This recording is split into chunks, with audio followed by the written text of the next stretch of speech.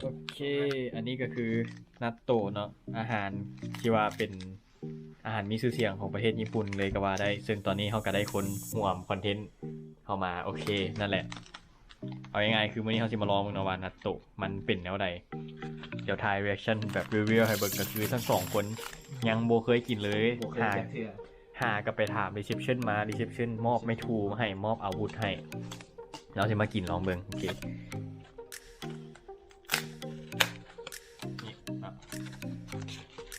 แล้วเอาออกนี่ออกจะไหน โบยเพิ่งจิ้มเข้าไปเลย จิ้มแล้วดึงอะไรหรือว่า จิ้มหรือดึงออกไปเลยจิ้มทะลุอันนั้นเลยบล็อกเลยหักจิ้มเน้นมาทางขางเลยจะจิ้มแบบให้จิ้มถูกจิ้มทงแล้วดึงทงทะลุ จิ้มเชียนมา แม่น อ่ะ ดึงทงไปแบบนี้เออ ไม่ที่ว่า แม่นนี่แหละโปรเฟชชั่นอลกินกัน โปรเฟชชั่น ถ้าเอาไม่ถูกออก จะกระดึงไม่ถูกออกเลยแบบนี้บอกกระดึงทงออกไปเลย โอเค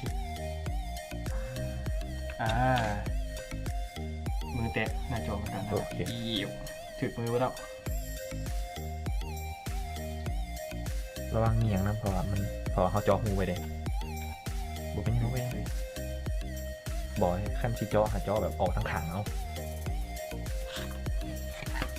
โอ้ยเพื่อน แล้วเขาจ่อเห็นยังไง เพื่อนห้อง ต้องคารนก่อนจึงเจาะต้องคารนก่อนจึงเจาะบอก คนไปไหนขึ้นบอกผ่าออก เนาะแล้วเขาจ่อเห็นยัง จอแล้วดึงมันออกเพราะมันยาก เนาะ โอ้ยรอดกว่าเนาะอันนี้นี่เพื่อนเห็ดเพื่อนห้องอยู่นั่นมาแบบใช้ยืมใช้สถานที่กับเจ้าเห็ดห้องกับเจ้าเพื่อนนี่ ที่ชูของนี่กับบริมีแล้ว มีตัว แต่จะมีเลย ขอโทษหลาย ไม่ยังบริใส่โต๊ะ เอาไปซื้อห้องน้ำอยู่ดิ มาใส่ ๆโค้นมันโนมานี่ คารนกุ๊กกิ๊กคนยังไงใช่ป่ะ หมุนนั่นแหละจนมันเหนียวเฮ้ยมีความเหนียว มีความเหนียวอยู่ ขามันเหนียวดึงขึ้น มันบทัวกันเดี๋ยวนะอะไรกัน คนที่ยาวก็เลยหลายคน โอเคคนในอย่างมันออกลายๆเนาะ มันเหนียวให้เหนียวให้แซ่บ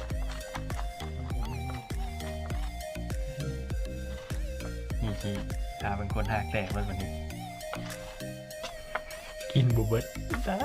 อะไรกินวะเว้ย ญาติกินบูเบิร์ตเนี่ย เขาซื้อมาแล้วกินเนี่ยมัน เขาต้องกินให้เบิร์ตก่อน เขากินเนี่ยเว้ยได้เขาซื้อมาแล้วนะจังไหนกระยากินที่หน้าตามจังไหนกระยาเดี๋ยวนี่สิกินก่อนเลยเดี๋ยวที่ทายให้ไปร่อนเนอะเปลี่ยนกันเอามีผู้สมเหตุการณ์ หลายคนอยู่ ผู้เป็นสักขีพยาน มี2 คนผู้อยู่นอนอยู่ในน้ำทั่วเน่า ตัวเน่าความสะบานเนาะ ตายแล้ว โอเคน่าจะเหนียวพอแล้วเนาะนี่นะโอเคมากินในที่เลนบอก ตาเข้าปาก ถามคุณฮู้ในที่เลน ตา บอ เข้าก ปากเลยเนาะ ก็เลยมุ้งเข้าเลยกินกับ อ๋อ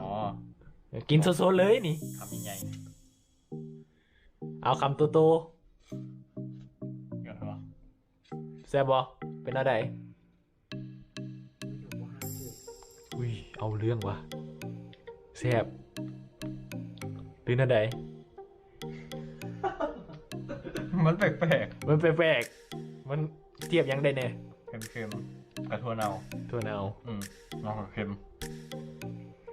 ขมพร้อม ผมอีก เหนียววะ กินกับข้าวนี่คาดว่าสิแซ่บบ่ โอ้โห มุน่าแต่วันนั้นมาเราก็ต้องไปกินนะเว้ย คันคนมากินถั่วก็คือสิแซ่บดิ มั้งมันเป็นเย็นๆคือจะ มันเย็นบ่ เย็น เฮ้ยกัดว้ายสิตัดสินใจซื้อเป็นซูวิเนียร์ให้ฝากดีบ่เนาะเขาสิกล้ากินบ่เนาะคือต้องตัดสินใจใหม่ไปหาเบิ่งชากับอันนั้นเพิ่นหยังก็เพิ่นเอามนๆน่ะ กินยากไม่ทำเล่นไป ต้องกินให้เพื่อน หัวเสียไม่ต้องหัวร้อน อย่ามันก็ชาเลนจ์นะกินให้มันเวิร์ด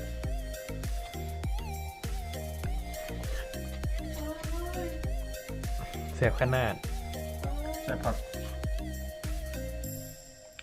แต่มันจืดนะอีกนะ แมนมันเหนียว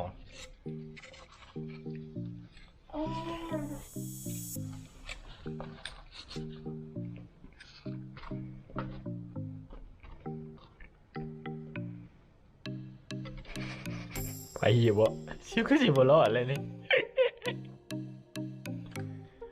ไปใกล้เบิ่แล้วใกล้เบิ่แล้ว คำเยอะโพดคำเยอะโพด อีก2 ค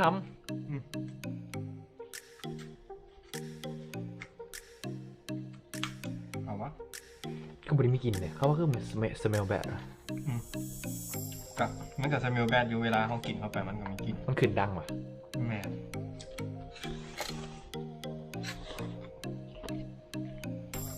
เห็นในหนังเลยเขากินกันแบบแซ่บเลยเนาะเขาเขามากินเองแล้วคือบ่แมนมันบ่แมน แมน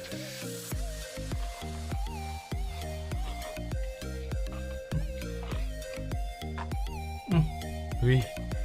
เต็มคำครับพี่น้องมันเก่งเว้ยเลยธรรมดาคุณนี่ไปใส่ก็ได้เลยนี่ ทำโมเมนต์การเล่นผมนะ เป็นคำโมเมนต์ซาเล่นถึงไม่ได้กินเออบอกไปนะสุดยอด